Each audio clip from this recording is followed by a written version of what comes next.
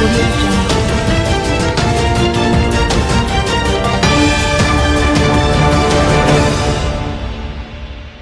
Student dies in St. Elizabeth by crash. A female pilot died as a result of injuries she sustained in a crash in Black River, St. Elizabeth on Saturday night. Police identify her as 18-year-old Taylor Miller, a Heart NSTA thrust student. A police report said about 7:50 p.m., Miller was traveling on a motorcycle on Central Road in Black River when the driver lost control and fell from the bike while navigating a corner. The motorcycle then crashed into a Toyota Corolla motor car. Miller was flung from the motorcycle on impact. Police said another motorcycle was also involved in the crash as it collided with another bike after the initial collision. Miller was taken to hospital where she was pronounced dead on arrival. The two motorcyclists who were taken to hospital, where they have been admitted for treatment. The driver of the Corolla motor vehicle escaped without injury, police stated. Surge on after motorist allegedly speeds away from checkpoint leaving loaded gun. The police in St. Catherine have launched a manhunt for the driver of a motor vehicle who allegedly sped away at checkpoint, leaving behind a loaded firearm in the early hours of Sunday morning. The police team was reported to conducting vehicular checkpoints along the Treadsway Main Road near Linstead around 1:10 a.m. when the driver of the red plate Toyota Probox was signaled to stop. The driver complied, but hastily told the police he needed to urinate. During the interaction, he allegedly threw an object in nearby bushes, re-entered the car and sped away from the scene. The police retrieved the discarded item and discovered that it was a 9mm pistol with a magazine containing 4 rounds of ammunition. The Linstead Investigations Branch is probing the matter. Robbery suspect killed by police in St. Mary, 3 others on the run. St. Mary police are looking for 3 suspects in a bar robbery in Tower L, St. Mary, which occurred early Sunday morning. Police reports are that around 4 a.m., patrons were at the bar in Valley Bush section of the community when 4 gunmen entered and robbed them of cash, cell phones, and liquor. The men made their escape in a motor vehicle, which crashed a few meters from where the crime was committed. The vehicle is said to have caught fire, but no one was injured in the blaze. During a police operation in the area, the lawmen came under fire by the same armed men, and the exchange of fire led to one of the suspects being injured while the others escaped. The injured man was taken to the Portmore Hospital where he was pronounced dead. A Glock 9mm pistol with a magazine containing 11 rounds of ammunition, a cell phone suspected to be belonging to one of the patrons, and money was found on the deceased. The police are searching for the other suspects. Global Education Body urges Jamaican teachers to hold government accountable for lack of resources and support. Global Union Federation Education International (EI) has urged Jamaican teachers to hold the government to account for what it describes as the country's failure to provide educators with the necessary resources and policy support over the past few decades. EI's campaign manager, Angelo, made the point while addressing the Jamaica Teachers Association Go Public Fund Education Forum recently. The forum, done in collaboration with regional counterparts at the Caribbean Union of Teachers, highlighted the trend of teacher migration from the Caribbean. It explores ways in which the governments of the Caribbean will have to focus their attention on funding education to retain educators. Angelo lamented that young people seem to be avoiding the teaching profession. He noted that greater numbers of teachers are resigning after a short time in the job as opposed to retiring after serving for many years. He said among the consequences of teacher shortage is students not being able to engage with experienced, knowledgeable educators. But there's another problem. We're losing them in their early years of teaching, in the first 5 years of teaching. We're losing them. They're not hanging around. Gone are the days of the veteran teacher who gave 30 years, 35 years plus service. Gone are those days. But then there's another complication. Young people are not going into teacher education as a career of choice. From my home state in Australia, there's been a 30% reduction in the number of people going into teacher education. Of those 30% fewer that go into teacher education, only 50% are graduating. So we're only getting half of the 2/3 that have gone into education. Why? Because during the life of their course, their degree, in the last year or two, they go into schools to do practice teaching, the practicum. I don't know if you've got a practicum system here. So they go to do their practicum, and when they see what they see, they say, we're out of here. So we're only getting 50% graduate. You can see from that small description of the situation how difficult and how parlous the situation's become. People are resigning in greater numbers than are retiring. We're losing early career teachers, and we're not getting them into teacher education, compounding the problem. And as a result of the teacher shortage, the consequences are obvious. It's putting added pressure on the teachers who remain, contributing to a downward spiral of an exodus. But worse still, it's denying children, it's denying students, it's denying learners their right to learn, which denies them their future.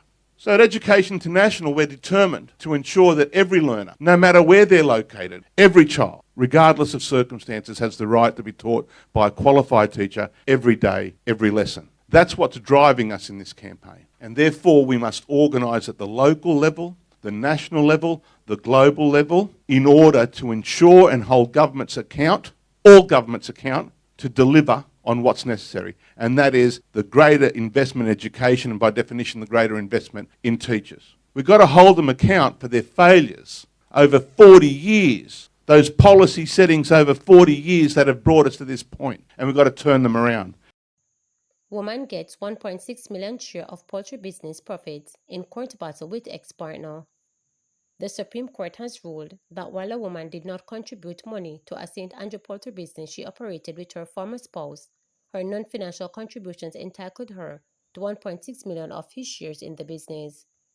The claimant, Christine Thomas, has failed to prove that she made any financial contribution or contributed any startup capital to the business in as form. I find that she has failed to provide that she was a partner in the said business, stated Justice Andrea Thomas in her decision handed down last month. For her contributions, the judge said Thomas was entitled to 25% of Colos's share of the farm annual profit from 2016 to 2019. Thomas sued Carlos in 2017, seeking a declaration that they were equal owners of the unregistered in the farms, which she claimed they built together after establishing their farm in 2005. She also sought a half share of the net income and payment for occupational rent, arguing that she had been forced to leave the family home in 2016. The court, however, rejected her claim of joint ownership, accepting Kessel's evidence that he and another man, Delroy Roberts, were the only partners in the business. Roberts, a cousin of Thomas, had helped secure access to the land owned by his mother and Bennett, after whom the farm is named. The judge dismisses Thomas' claim of financial investment in the business, noting that her evidence does not point to her having intimate knowledge of the day-to-day operations of the farm or the intricacies of the business. It is significant that she said Delroy loaned the business money to purchase a vehicle, yet she cannot recall the sum that was loaned or repaid. She does not know if there was any loan to the business. She does not remember Delroy Roberts' salary. She does not remember the circumstances of his employment, the judge noted. In her testimony, Thomas also told the court that she disliked the foul smell of the chicken coop, but remained deeply involved in the business, held a full-time job, and was taking care of her triplet daughters, and not Kessel's biological children.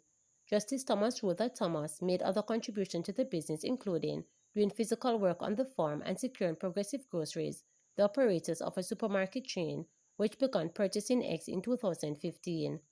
Thomas, in feeding the chickens, despite not having so often as a regular worker, did amount to a small contribution to the development of the business, the judge said, pointing to other contributions such as helping in egg delivery. The judge also said Kessler attempted to diminish Thomas' role by stating that their 20-year relationship ended in 2016 and that by then, the few customers Thomas had introduced had stopped doing business with the company. However, the judge noted that Kessler admitted he initially contacted with the major customer and that the relationship continued up to 2018. Record showed sales totaling $7 million from 2015 to 2018. Kessler also argued that the business did not generate any profit from the first 5 years and that whatsoever surplus was there was put back into the business. But the judge noted that with those comments, Kessler has in fact admitted that profit was in fact made during the first 5 years, which was reinvested in the business. Even if Progressive Groceries has ceased to be customers in 2016, the contribution of the claimant Thomas in this era would still be impacting the business in the form of surplus or profit, of which none was paid to Thomas but was reinvested into the business. Thomas had also argued that the business started to thrive after she introduced customers, though the judge pointed out that she was only able to provide evidence about Progressive Groceries. Her attorney told the court that Anna's Farm was a profitable business with earnings of approximately $13.1 million in 2016 and 2019, despite a loss in 2017, and that she was asserting her rights to the entire amount. The judge concluded that Thomas has proven that she has made non-financial contribution to the small business amounting to 25% of the defendant's share.